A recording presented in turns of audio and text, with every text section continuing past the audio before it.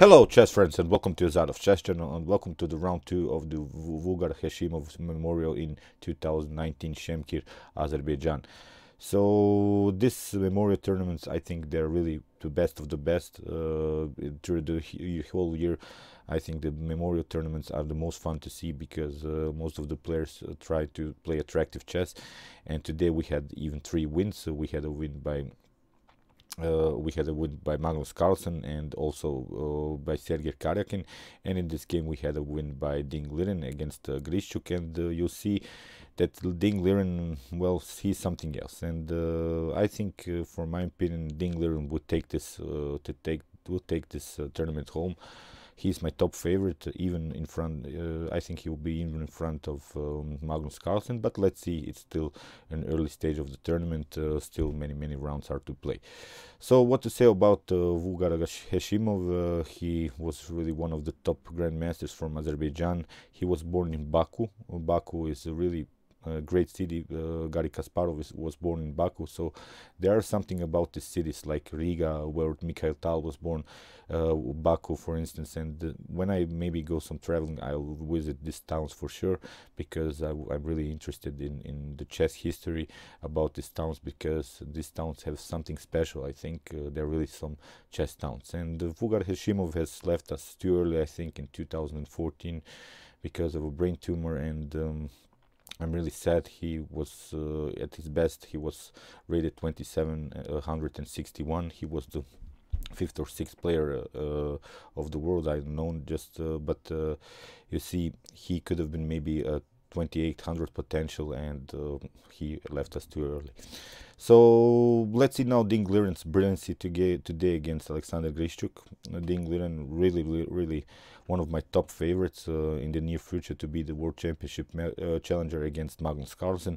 He's playing something else now. He's playing really aggressive chess, really top grandmaster chess. You'll see in this game some rook sacrifices, bishop sacrifices, many of these tactical motifs, even with many pieces on the board, which is more important because the positions that he creates are not simplified, they're really complex, and he finds tactical ideas in such positions. So let's see now the game. d4 was played by Ding Liren. He's really often playing this d4. He's, I think, playing 70% his games with the first eyes white with d4. So we have here knight on f6 by Grischuk, c4, and now g6. The king is in Indian defense, and here Ding Liren plays this very interesting move.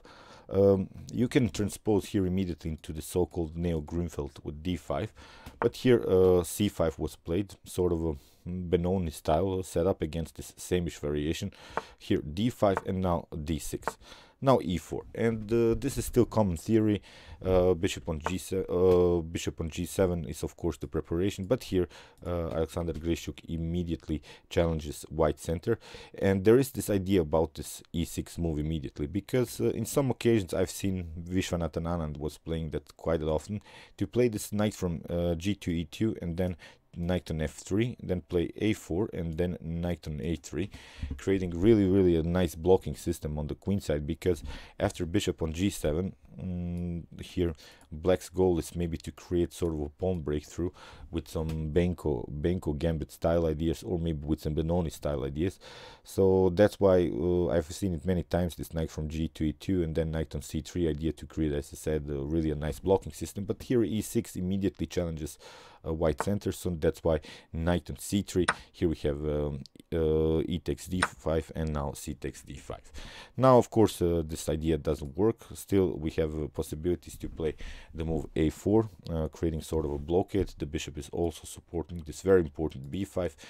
In these positions as white, you don't allow your opponent to play the move b5, because with the support of this bishop you may get cracked very easily. So here bishop on g7 was played, now knight on e2 and now knight on d7.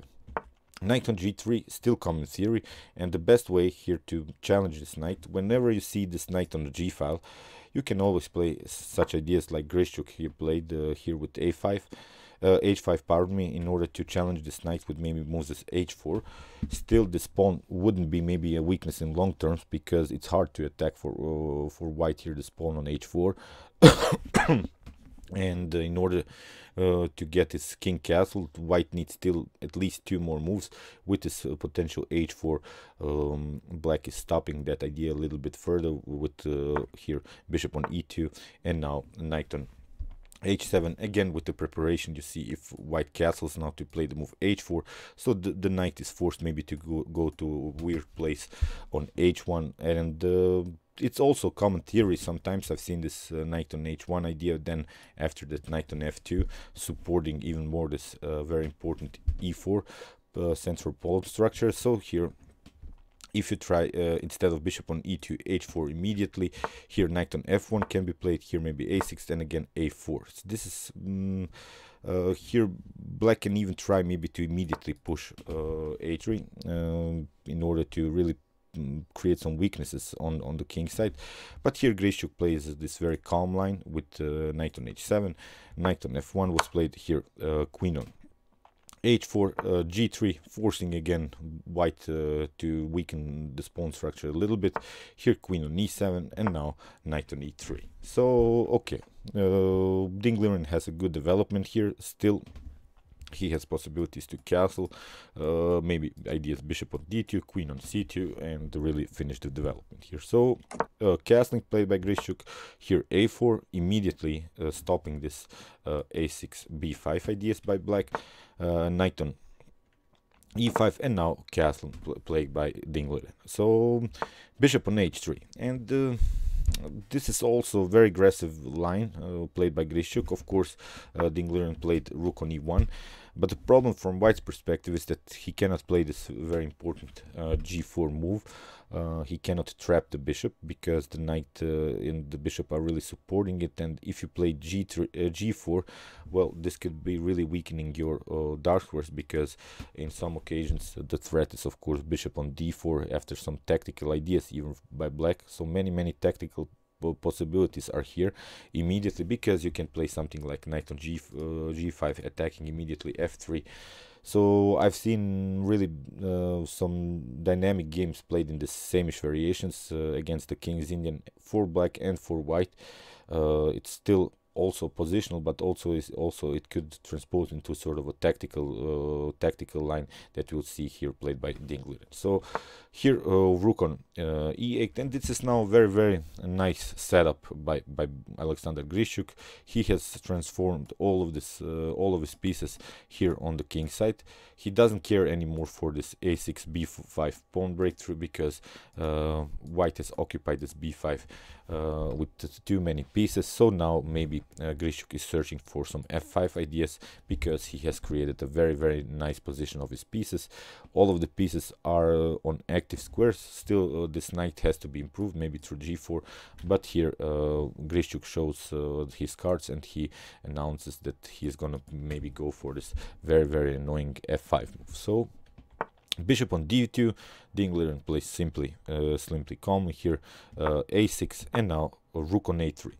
This move was not so good evaluated by some computers, and but from a human perspective, I really like this move, because this rook has always a double function. It's first of all, of course, it's defending this very important third rank, and as said, black can create some tactical ideas here around white's king. So this rook on a3 could be sort of a defensive piece.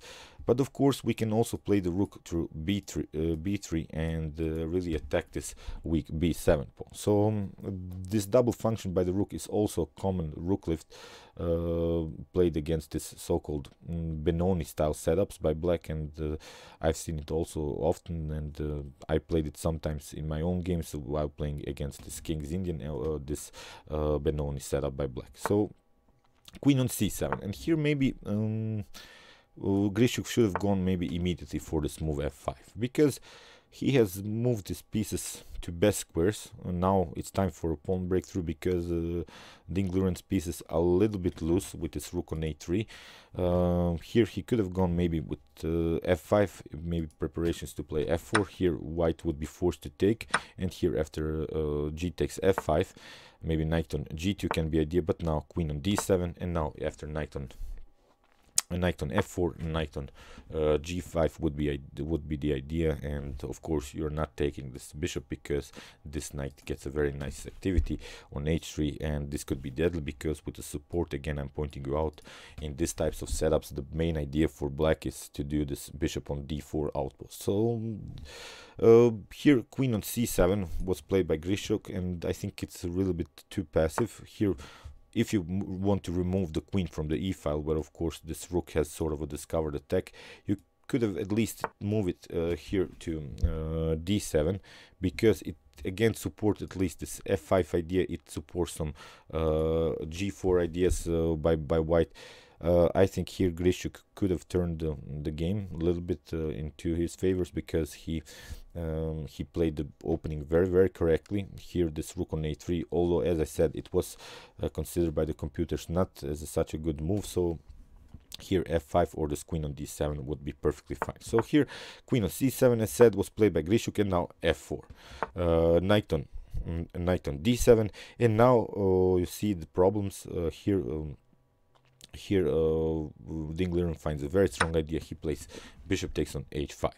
If you take, of course, g takes h5, then you have queen takes on h5, and you lose the bishop. You see you lost 2 pawns, and you lost too many pawns in this type of position. Still, maybe you can try something like bishop on e6. Of course, black can take, but here this healthy pawn structure, I think, is too much to handle for black on the king's side. So here after bishop on h5, c4 was played. Still also a common move in this Benoni styles. Of course we want to play knight on c5, knight on d3, or this knight on b3 outpost by the knight, and maybe challenge this bishop on d2.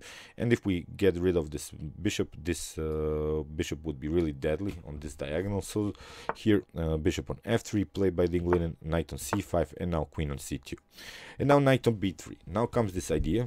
We are challenging really now this bishop on d2, and here Ding Liren decides to play one of the best rook sacrifices so far. He plays rook takes on b3 immediately. He wants to get rid of this only active piece by black. After c takes b3, queen takes on b3, and let's evaluate the position now a little bit. White has a piece and 2 pawns for the rook, but here the rook are not so well anymore, because white continues the game with a very healthy pawn structure, sort of a snake pawn structure. Still has mobile possibilities with pawn breakthroughs like e5, f5, similar ideas. We can play rook on c1, challenging the queen. We have also possibilities to put the knight on c4, challenging this weak pawn on d6.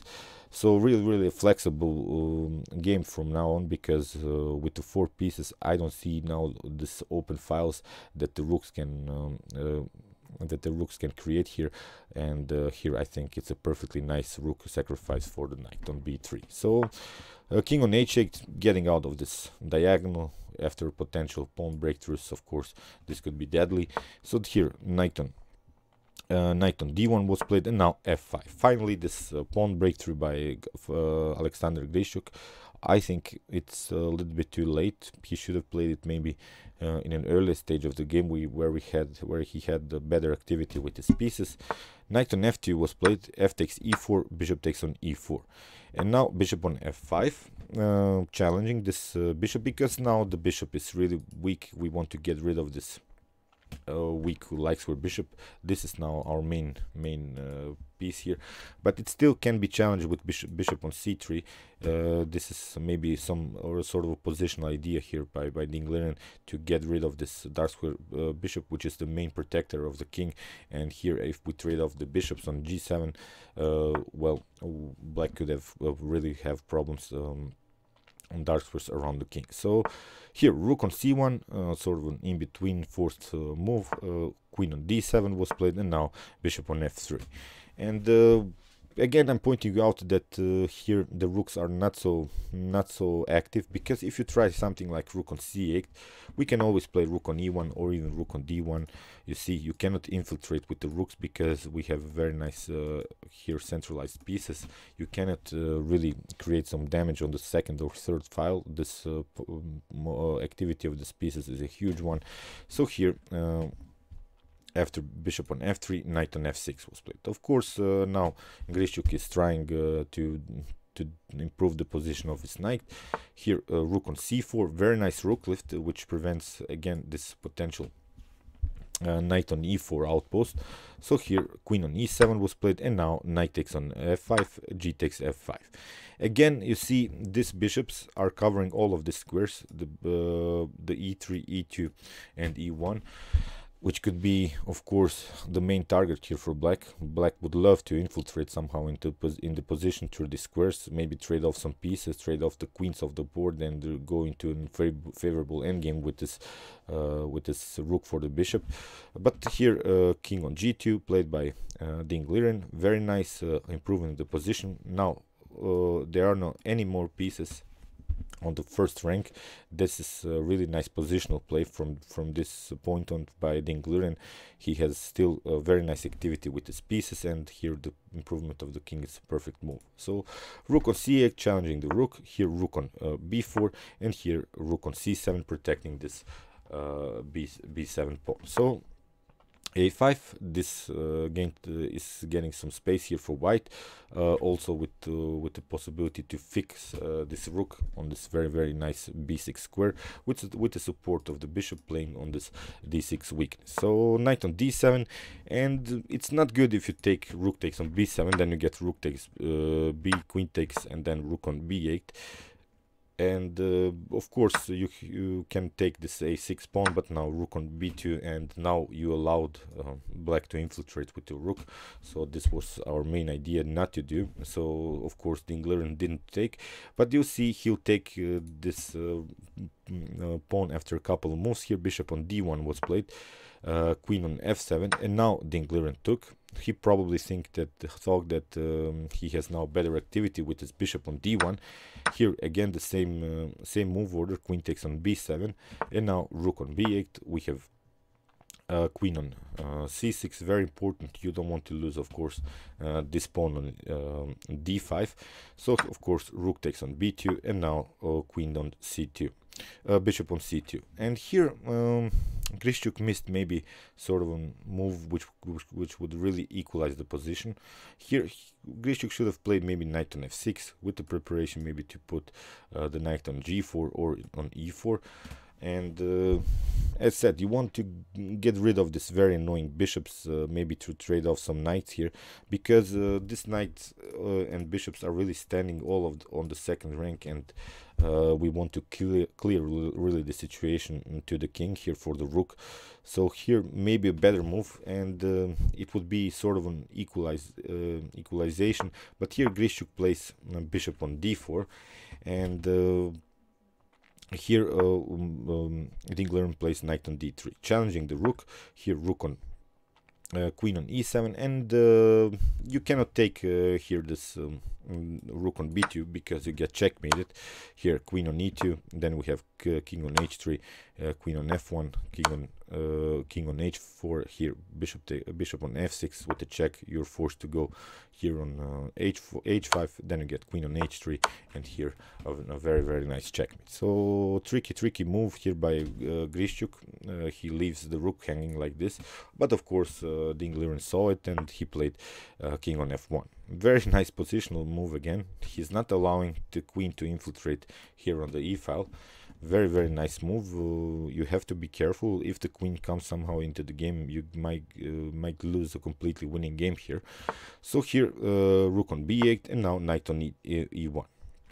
Here maybe the better move for Ding Liren would have been the queen on c4.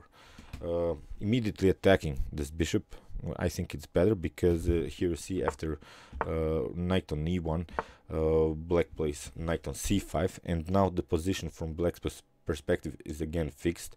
We have a very nice and firm position, and here Ding Liren sort of allowed Grischuk to equalize. Here I think queen on c4 is much better, really challenging the bishop. Now it's not possible. So here knight on f3 challenging the bishop, but now of course bishop on f6, creating sort of a situation in which we are always challenging the knight.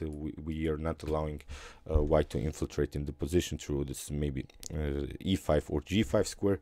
So here bishop takes on f5, and now rook on b3, attacking the knight. Here queen on c8, king on g7, knight on g5, and of course bishop takes on g5, f takes g5, and here it's really now a complex position. It's really a complex endgame. Again, these bishops are perfectly fine. They have a really nice activity, but here again I'm pointing you out, as white you have to be careful. You have to watch for the queen, and here Ding Liren finds the best moves in this very nice endgame. Rook on f3, king on g2, and if you take of course it's not possible to take because the queen is covering, so here queen on e2, here king on h3, but now if you try queen takes on d2, then you get very annoying check here on c7, king on f8, then you have queen on d6, king on e8 must be played. Now bishop, you have to put your rook here on f7, queen takes on c5, and in the next move we can take the rook, and this is of course a completely winning endgame for white. So very nice tactical ideas here by Ding Liren. Here after king on h3, that's why rook takes on f5, now we have queen takes f5, and now queen on d2. And we have now really complex endgame. White has 3 pawns for the knight, but the problem for black is that this knight is too passive. It cannot go maybe on the square e4. It would be perfect here if you place it on e4. Still you have to play many moves in order to protect your king somehow, and with the support of this g5 pawn, white can create even checkmate threat. So queen on f6, king on g8, queen on g6 was played, and now taking the pawn on d6. You see, the funny thing is that black cannot create an immediate check on white's king. So here knight on d3, improving the position of the knight, and now queen on h6 again, king on g8, and now queen on e6. White at least always has the possibility to do some perpetual checks, so there's no way that Ding Liren is going to lose this game. Still he has to do some calculations in order not to get checkmated himself by this knight and the queen. So here king on g7, now queen on e7, king on g8, and now d6. Of course with the preparation to play d7 and d8 with the promotion, knight on f2, and here king on h4, we have queen on d4 with the check, king on h5, and now queen on d1. g4, if you try something like here queen on g4, then of course we can play king on g6. If you try to trade off the queens, then you see we can simply move forward, and there's no way that black is gonna catch this pawn. So very nice centralized queen here by Ding Liren. So that's why queen on d1, we have g4 again with the same idea. If you play queen takes on g4, king on g6 idea, so that's why knight takes on g4. Here we have the check, king on g7, queen on d7, and now Ding Liren takes the knight on g4, and I hope you realize this is now a completely winning endgame, because Ding Liren has 3 pawns, and of course he can always promote one into queen. So queen takes on d6 was played. Now queen on c8, king on g7, now we have queen on c3. Let's see now the continuation. King on h7, we have queen on c2, king on g7, now h4, we have queen on e6, now queen on c7, again the check, now queen on d8, king on h7, queen on c7, and here queen on b6. Of course black has to be careful. He doesn't want to go on a square where maybe white can trade off the queens. So here queen on c4 was played, queen on d8, king on g7, king on e7, and now a very strong move, king on h6. If you try again this idea, queen takes on h4, again we have this possibility to play the king on g6. So that's why queen on c6, here g6, queen on c1, but now queen on g5, queen on d1, and queen on f4. In this position Grischuk resigned, because you cannot stop white from checkmating you. You can try maybe something like queen on b3, but now you can play simply queen on d4. We have a potential checkmate here on g7, and also one on d8. So very strong game by Ding Liren. As said, he has now win and one draw like Magnus Carlsen. and let's see, it will be, I think, a really interesting tournament. We have the top grandmasters, everyone can beat anyone, and I think this will be one of the best tournaments so far in the 2019. Okay, I hope you enjoyed this video. Meanwhile, you can watch my other commented chess games from some current tournaments, and you can also watch my best chess games of all time if you want to see the best chess games that have been ever played in chess history. And you can also subscribe to my channel. Thanks you for watching, guys, and chess is the best, of course.